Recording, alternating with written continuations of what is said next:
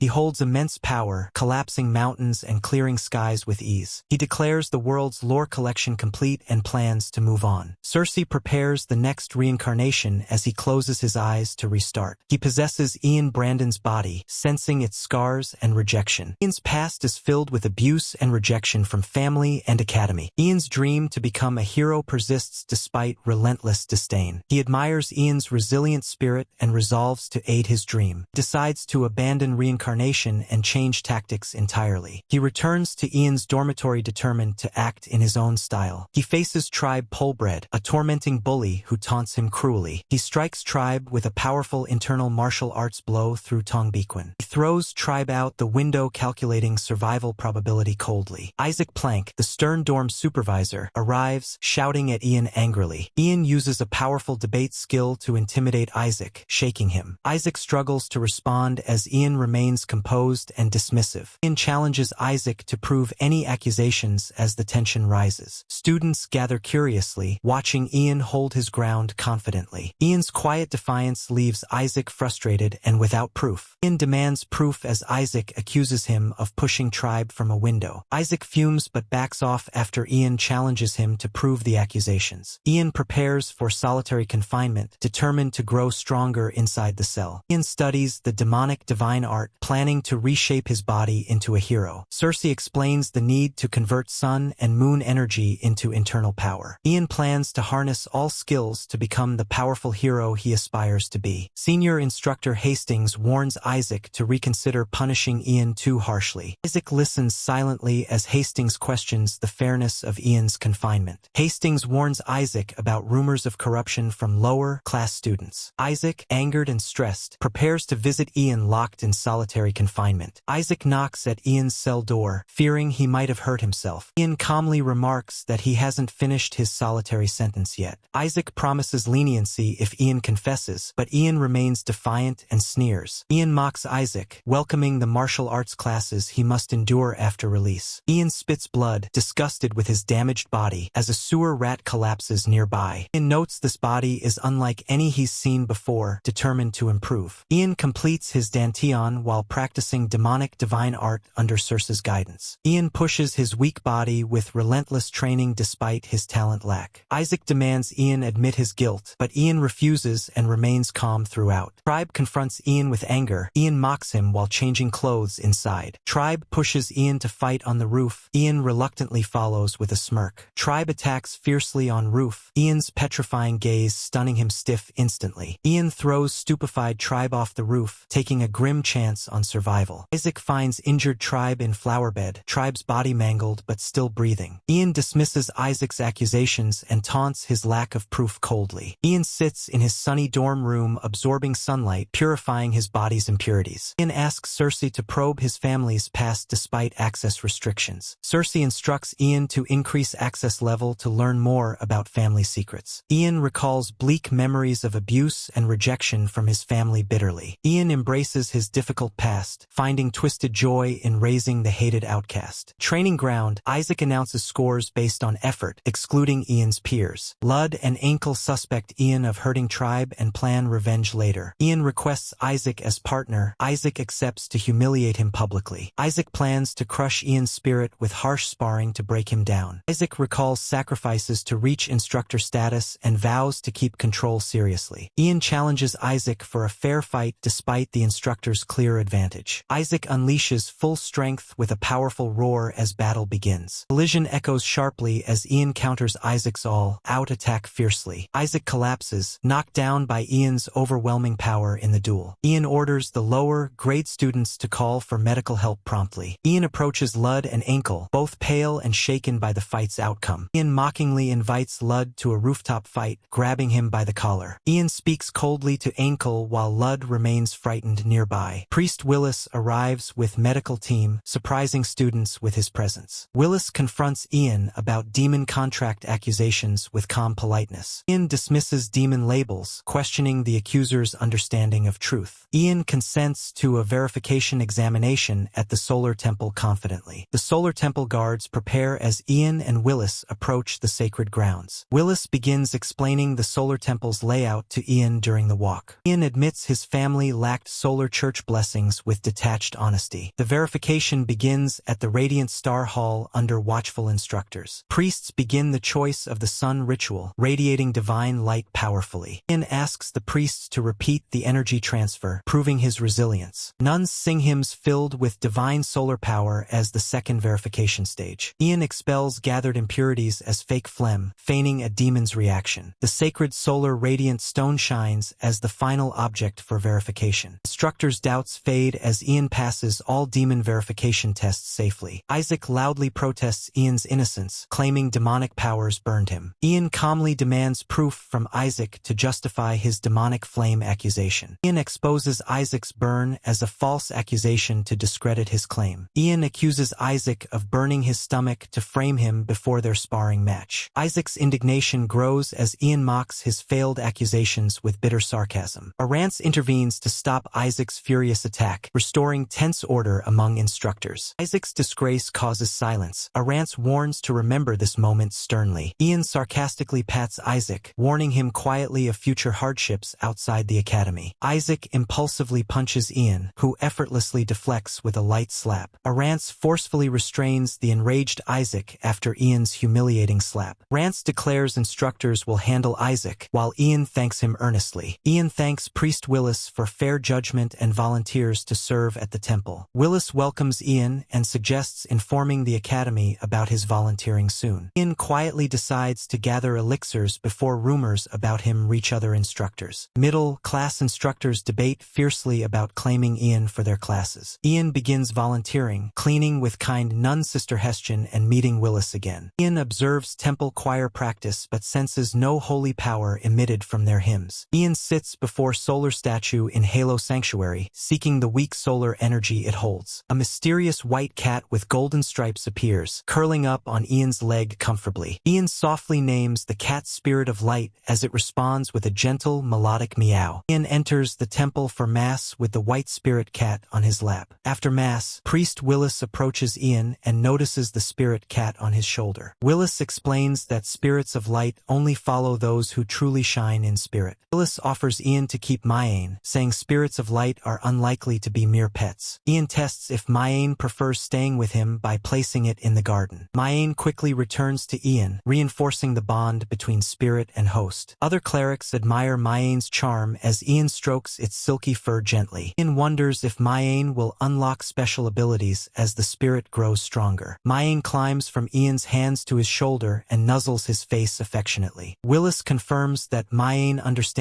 human speech despite its spirit form. Ian contemplates the spirit's special powers while Mayane nestles close at his shoulder. Ian decides to keep Mayane for now, planning to release it if things do not work out. Ian returns to the dormitory, climbing the creaky rooftop stairs with a grim smile. Ian arrives at the empty rooftop and mutters that he'll confront those who wronged him. Calling past abuses, Ian silently recalls the betrayal and pain caused by Rude's group. Ian finds Rude and Ankle locked inside their room, trembling with fear at his arrival. Rude and Ankle desperately beg for forgiveness, claiming past acts were misunderstandings. Ian rejects their pleas, declaring there's no forgiveness nor misunderstanding between them. Ian steps closer to them, warning that now he will be the one delivering the beatings. Ian confronts his tormentors armed with knives, refusing to back down. A cadet peeks from next room but turns away when Ian catches his gaze. Ian recalls past abuse, remembering why he concealed his strength until now. Lud and Ankle threaten Ian with knives, but he disarms them easily. Ian starts beating the three bullies mercilessly, showing no mercy. Ito Will arrives nervously and pleads for Ian to stop his violence. Ian coldly rejects Edowill's pleas, recalling his betrayal and deception. Ian brutalizes all three attackers again despite their desperate cries for mercy. Another cadet tries to stop Ian but falls with a knockout punch. Instructor Ayashla arrives and demands medical help, halting the fight. Ian claims it was a duel and revenge for the bullying he endured. Ian demands witnesses outside, trying to uncover those who saw his bullying. Fearful cadets confess the bullying and injustice Ian endured. Ayashla remains cautious, suspecting cadets speak from fear, not justice. Ayashla announces assault among cadets is a serious issue requiring consequences. Ian accepts confinement but asks if he can still volunteer at the temple. During confinement, Ian works at the cathedral and bonds with Mayane. Ian attends the instructors' meeting surrounded by mid-level instructors. Rance discusses the investigation investigation outcome and praises Ian's endurance. Ian inquires about the punishment for instructor Isaac, expecting justice. Arance reveals Isaac's dishonorable discharge, a social execution. Rance approaches Ian offering better terms, surprising the instructors. Ian shakes Arance's hand as he joins Class B and greets his new seatmate. Blanche welcomes Ian and comments on the cat perched on his shoulder. Arance announces change to combat classes with focus on monster hunting. Ian asks about the monster hunting training preparing for the Hero Festival. Early next morning, Arance leads students to the monster-filled Mile Mountains. Arance explains monster hunting rules. Blanche points out the top mages. Team leaders pick their members by rock, paper, scissors. Ian is chosen early. Ian recommends Bala for the team. Bala approaches with a confident grin. Arance commands team to hunt monsters until sunset. Gate to mountains opens. Bala jokes about Ian's cat companion while Ian and Mayane react audibly. Ian spots bent branches signaling a feline monster's nearby presence. Kirk confirms it's a blood jaguar. Team decides to catch the creature. The team stealthily tracks a large blood jaguar feasting, preparing to strike. Ian silently picks up a stone and prepares his special slingshot technique. Ian launches the stone with internal energy toward the blood jaguar's head. Blood jaguar collapses silently. Ian questions his team's stunned silence. Ian and team quickly kill the blood jaguar using a stone to the eye. Ian insists they take the blood jaguar's head as proof for the competition. Ian skillfully skins the blood jaguar near a stream to gather materials fast. Mayane plays on the jaguar's corpse while Ian and friends admire its spirit power. Blanche carries high orc heads. Teams prepare to return as sun sets on forest. Instructor Arance congratulates them for tying first with a challenging blood jaguar hunt. Blanche and Vala praise Ian's scouting and battle skills to all Class B students. Arance announces upcoming individual survival training involving instructors as pursuers. Ian reassured about no volunteer duty as priests and nuns leave for urgent temple business. Blanche and Vala insist Ian joins them for dinner after the day's successful hunt. Ian orders Kirk to explore the village geography while friends lead him to eat. Blanche and Vala reveal their wealthy backgrounds to Ian during their walk. Rough men emerge from an alley, flicking knives. Ian and friends prepare for fight. Blanche and Vala swiftly overpower thugs, showing their intermediate academy training level. Appreciative of Ian's help, Blanche and Vala treat him warmly as new close friends. Friends debate southern cuisine at a barbecue. Mayane enjoys the scent eagerly and asks about survival training supplies while friends explain it's a bare minimum test. Ian sells monster materials at Hagedon's store before buying a better sword nearby. Vala hints Ian might be followed as tension rises after leaving the blacksmith shop. Ian senses danger as he and friends realize they are being followed. Ian spots Isaac among the crowd and warns friends about the threat. Ian confronts Isaac in a deserted alley to settle their deadly grudge. Isaac channels life force into a fierce aura, preparing to attack. Blanche and Vala prepare for the fight, holding weapons ready nearby. Ian dodges Isaac's fierce punch and channels energy with cold focus. Ian executes quick swordsmanship to end the fight with a fatal cut. Isaac collapses from his fatal wound as Ian calmly watches, unmoved. Ian orders Blanche and Vala to call guards to report the encounter. Guards arrive and take Ian and friends to resolve the claim officially. Isaac gets dishonorably discharged for his attack and death in the fight. Ian brushes off blood on his sword, then prepares to leave with friends. Vala takes Mayane as Ian prepares to retrieve belongings from dorms. Ian meets his new roommate Grajan Urkel in the intermediate dormitory. Grajan welcomes Ian warmly and talks about academy life and rivals. Grajan explains rivalry with Class C and hopes to get along with Ian. Ian meditates by the open dorm window, preparing for new challenges. At dawn, Ian meditates on the rooftop as Mayane rests comfortably on him. Ian meets Blanche and Vala in Class B as Arance announces survival training. Blanche asks about Ian's liberal arts classes as friends continue their chat.